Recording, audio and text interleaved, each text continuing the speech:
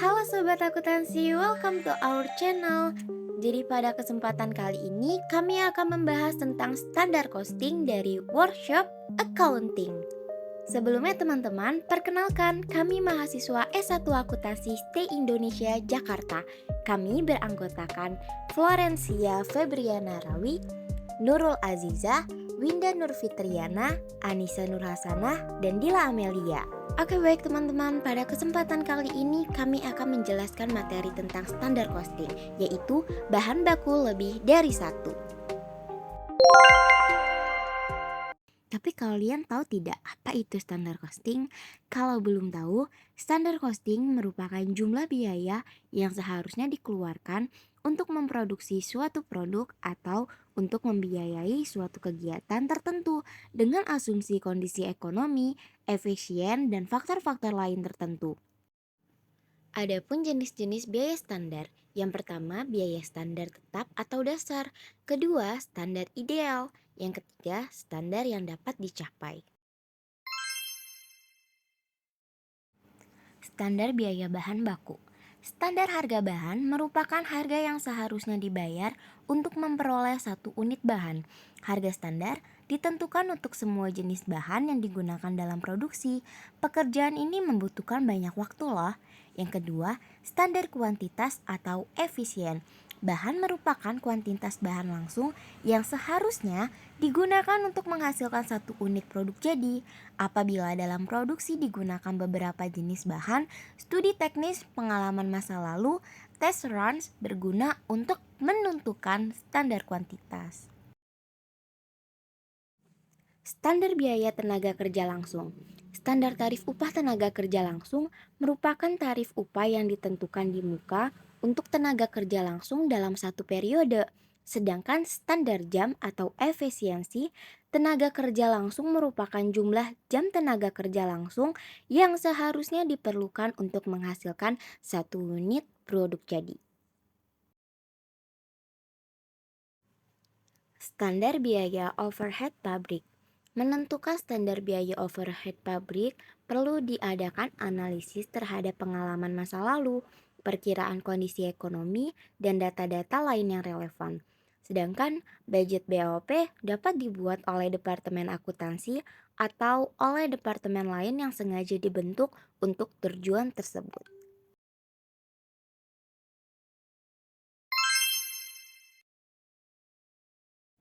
Analisis selisih. Varians atau selisih adalah perbedaan yang timbul karena hasil sesungguhnya tidak sama dengan standar yang dapat disebabkan oleh faktor-faktor eksternal maupun internal.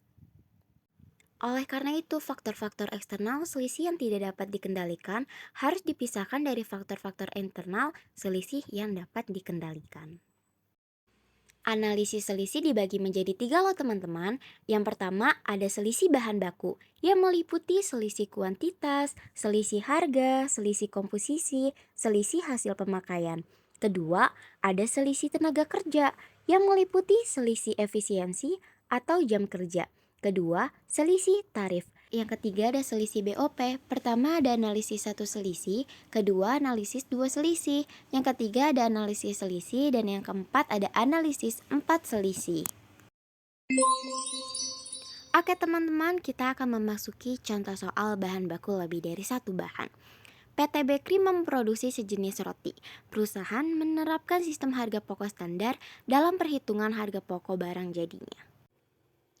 Baik teman-teman, bisa kita lihat dari harga pokok standar per unit adalah sebagai berikut. Pertama ada bahan baku, mentega 500 gram dengan harga 2.000 per kilogram. Di mana kita harus ubah dulu nih teman-teman. 500 gram menjadi kilogram, 0,5 kilogram dikali 2.000, kita akan mendapatkan hasil 1.000. Begitu pula dengan upah langsung, 20 menit kita ubah dulu menjadi jam. Hasilnya kita kali dengan 600, lalu kita totalkan dan kita bulatkan untuk penghasilannya, yaitu dengan 200 perak. Sedangkan overhead pabrik itu sudah ada di soal, jadi langsung kita taruh dengan 500. Harga pokok per unit kita bisa total menjadi 3.476.000. Oke, dihitung dari budget atas dasar jam normal 60.000 JKL per tahun sebagai berikut. BOP tetap 24 juta, BOP variabel 66 juta, total BOP 90 juta. Dalam bulan Agustus 2017, data produksi dan biaya menunjukkan angka sebagai berikut dengan produk jadi yang dihasilkan berjumlah 15.100 unit. Kita lanjut, bahan baku yang dibeli dan dipakai seluruhnya, mentega 7.725 kg dengan harga 2.025 per kilogram, tepung terigu 22.650 kg dengan harga 1.190 kg. Upah tenaga kerja langsung untuk 5.025 jam dengan total upah 3.015.000 dan total BOP aktual bulan Agustus 2017 adalah 7.575.000. Oke, diminta pertama, hitunglah biaya standar bulan Agustus 2017. Kedua, hitunglah selisih bahan baku dan analisisnya. Ketiga, hitunglah selisih tenaga kerja langsung dan analisisnya. Keempat, metode satu selisih. Dan yang kelima adalah metode dua selisih.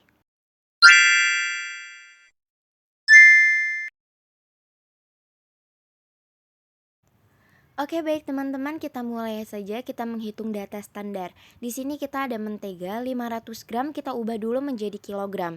Dapat 0,5 kita kali 2000, dapat hasilnya Rp1.000. Begitu pula dengan tepung terigu. Kita ubah menjadi kilogram 1,48, kita kali 1200, dapat hasilnya 1776.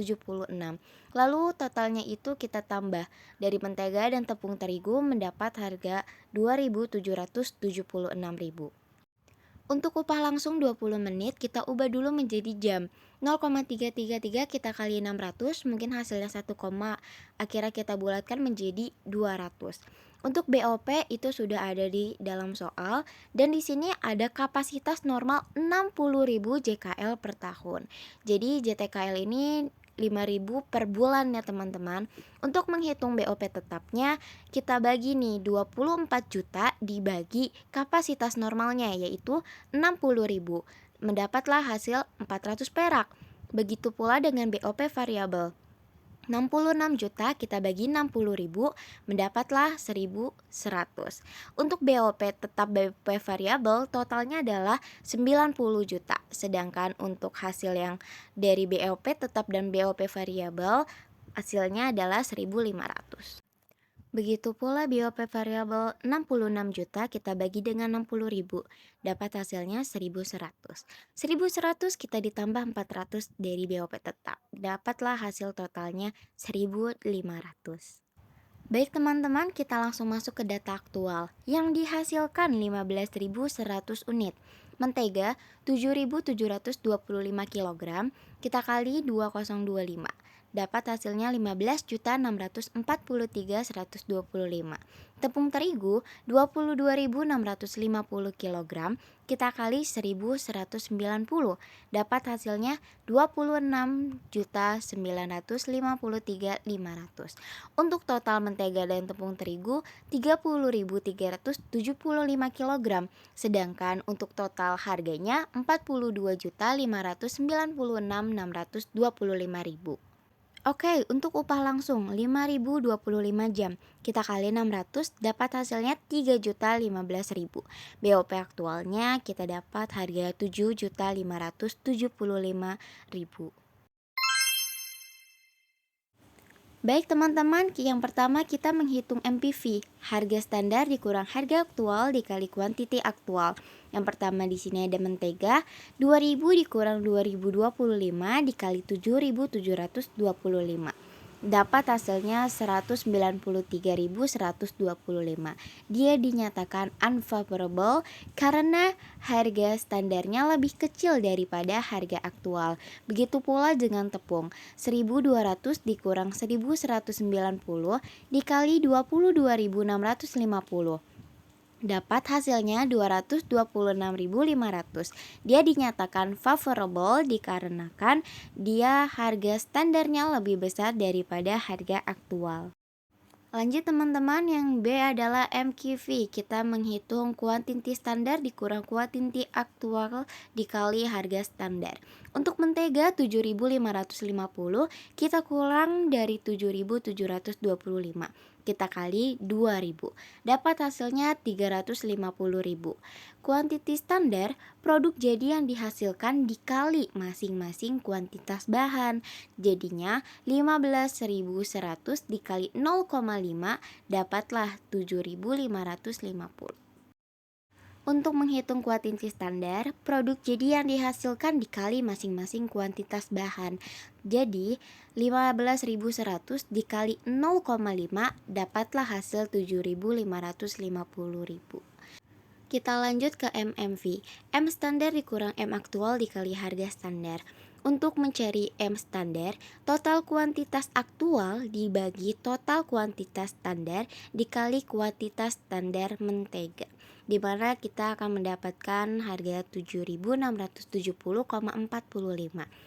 Setelah hasilnya ketemu, lalu kita masukkan dan mengurangi dengan M aktual.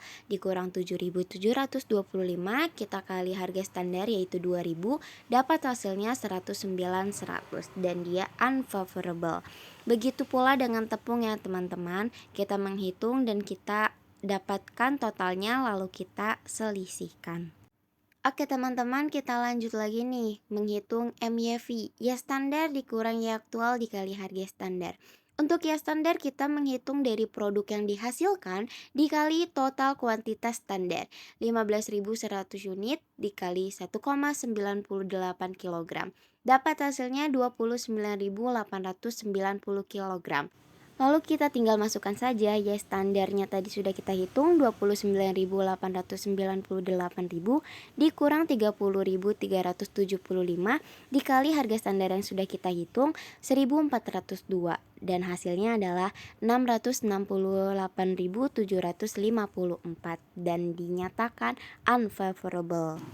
Untuk harga standar, kita menghitung dari total biaya bahan standar dibagi total kuantitas standar. 2.776 dibagi 1,98 dapat hasilnya 1.402. Oke teman-teman, untuk menghitung selisih tenaga kerja kita ada dua. Di pertama ada LRV.